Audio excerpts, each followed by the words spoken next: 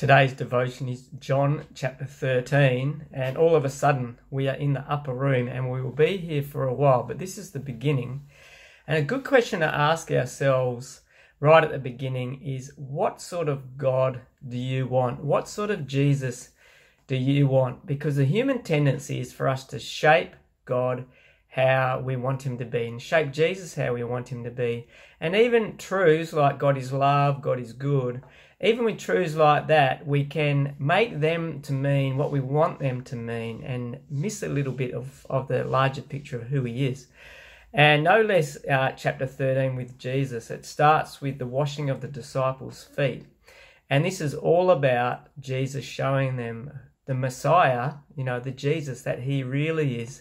They had their expectation of what type of Jesus they wanted, a victorious, strong, overcoming Messiah, and there's a lot of truth in that. Just the same, God is good, God is love, there's truth in that.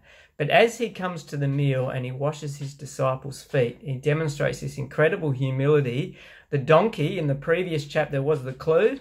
Now it continues and really is demonstrated. He washes the disciples' feet and he says to them, "You have called me teacher and Lord, and rightly so, because that is what I am." I am the Messiah. But then he says, "I have set an example that you may follow in my footsteps." In other words, yes, I may be the Messiah, but I'm a humble Messiah. I'm a vulnerable Messiah. I'm a Messiah who sacrifices his life. I'm a Messiah who's come to wash and cleanse the people. A completely different picture. And we need to be challenged in our picture of who Jesus is. So read that. Think about that. And then it moves on to the betrayal of Judas.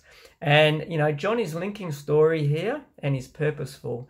So here's this sense of, here's Judas, who was always a bit at odds with the way Jesus was operating. He was hoping for a Messiah, but Jesus wasn't all he hoped he would be. And maybe with Judas, he just gets to a point of saying, "I've had enough of you not being the person I want you to be." He ends up betraying him, and yet Jesus humbly includes him up until that point and even relates to him in a loving way. So question yourself on that is, how are you going with Jesus maybe not being everything you hope him to be and not coming through the way you want him to come through?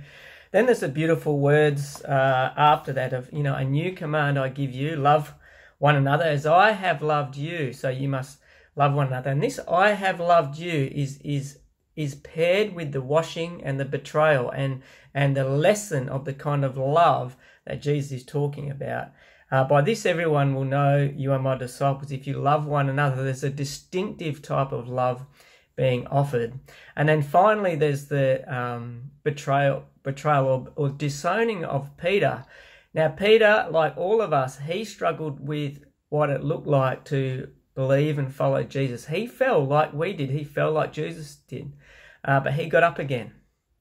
Judas did not. So make sure you get up again. Keep wrestling with who God is, who Jesus is. He's different to what we expect, and we will fall, but get up and keep following and keep learning and keep being with him. Have a great day.